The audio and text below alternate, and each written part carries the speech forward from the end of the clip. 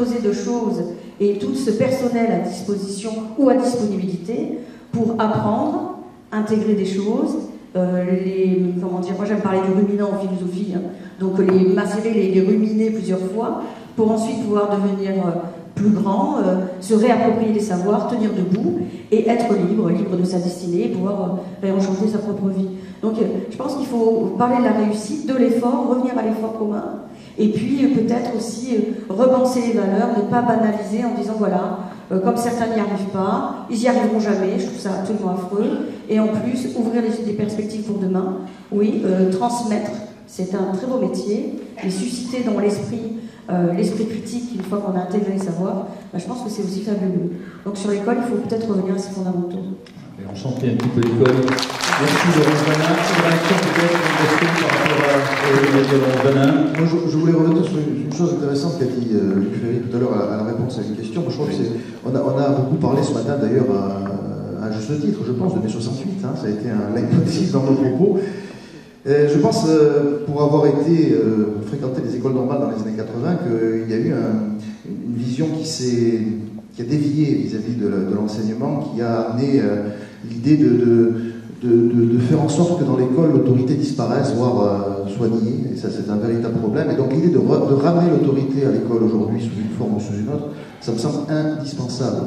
Je crois que vous l'avez dit, M. Ferry, le monde des enfants, c'est le monde des enfants, le monde des adultes, c'est le monde des adultes, et on ne peut pas envisager les deux au même niveau. Or, il me semble que ça a été une erreur de notre société dans les années 70-80, que d'avoir envisagé cela peut-être trop loin, jusqu'à ce qu'aujourd'hui on en arrive à des impasses. Comme disait tout à l'heure une personne, l'éducation à la maison, l'instruction à l'école, c'est un petit peu ça, tout à fait. Luc Ferry, oui, bon. Oui, juste peut-être une dernière remarque pour aller encore un peu au-delà. Moi, je suis pour la restauration des fondamentaux, mais pas pour un acte de restauration au sens monarchie de juillet du terme, au sens retour en arrière. Je ne suis pas, encore une fois, sur la même ligne que Chevènement, Finkielkraut ou Régis Debray. Bien que j'ai signé une pétition, je n'ai pas voulu faire de politique politicienne ici, j'ai signé avec François Bayrou, grand chrétien, et avec Jean-Pierre Chevènement, grand laïcard, une pétition contre la réforme actuelle du collège, qui a obtenu plus de 100 000 signatures aujourd'hui, parce que je pense que cette dévastation, si je puis dire, des langues anciennes, mais aussi des programmes d'histoire sont hallucinants de conneries, il faut dire les choses, brutalement. C'est pour ça que j'emploie volontiers un mot grossier, parce que pour qu'on comprenne qu'il y a vraiment de la colère. Je vous donne un exemple quand même, dans le programme de 4e d'histoire qui est consacré au XVIIIe siècle. Tenez-vous bien, il n'y a pas les Lumières, il n'y avait pas là. On fait corriger ça, mais au départ, vous voyez l'idée qui est derrière, vous allez comprendre tout de suite. Le seul thème central, vous vous rendez compte, pour le XVIIIe siècle, pour l'Europe des Lumières, c'est, je vous donne l'intitulé exact, ne change pas une virgule, l'Europe domine le monde, la colonisation et la traite des Noirs.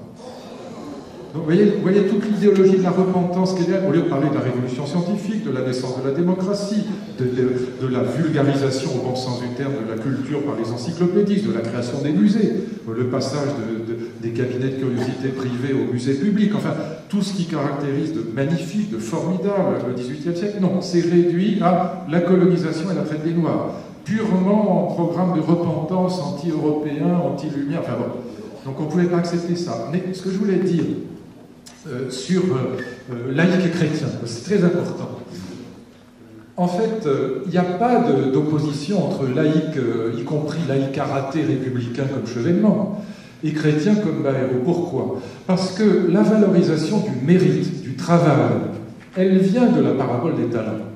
Souvenez-vous de la parabole des talents, qui est absolument géniale et qui est la vraie rupture avec le monde aristocratique. Et c'est un non-croyant qui vous le dit. Que dit la parabole des talents? Je vous la rappelle, parce que ça permet de comprendre pourquoi l'école républicaine est sortie de la parabole des talents. L'aristocrate, c'est celui qui est doué. Il ne travaille pas, il s'exerce.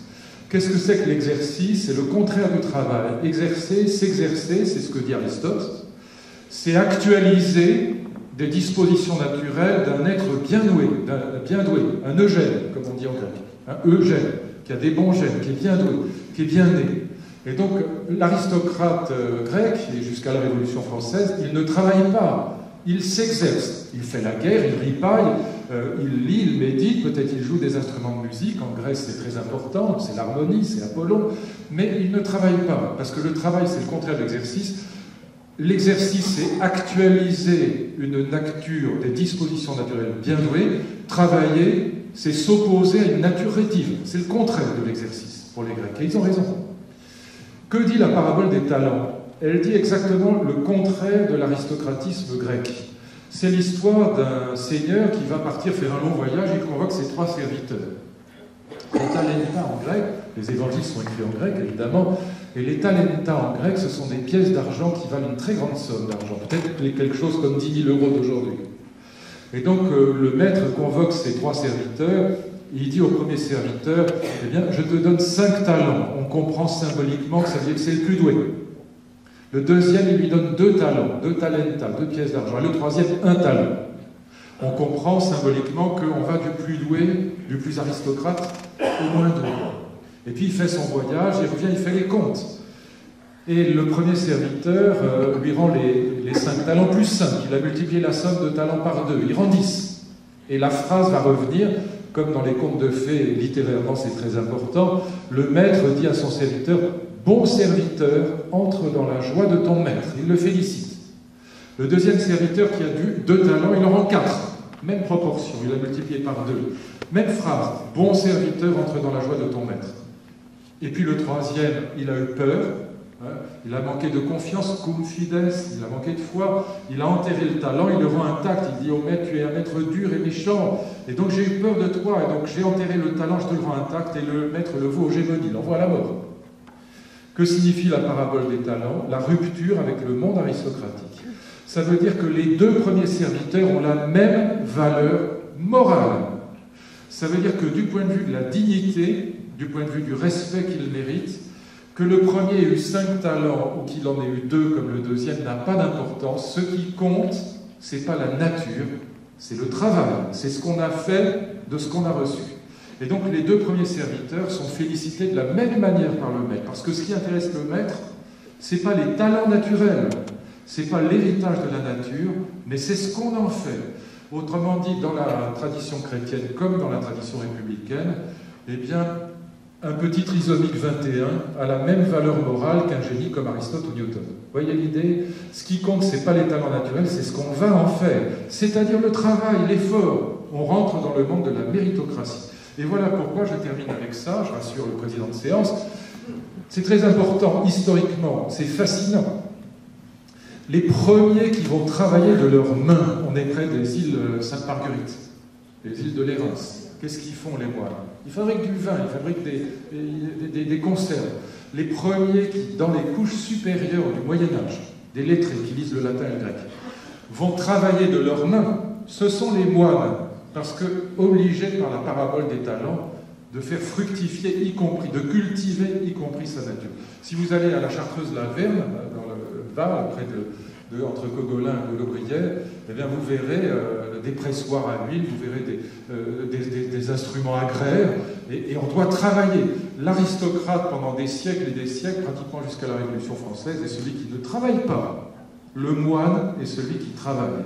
Et donc cette idéologie méritocratique, cette valorisation de l'effort et du travail, on va la retrouver intacte en vérité dans l'école de Jules Ferry, dans l'école républicaine, dont Camillo et Pépone sont les mêmes en vérité.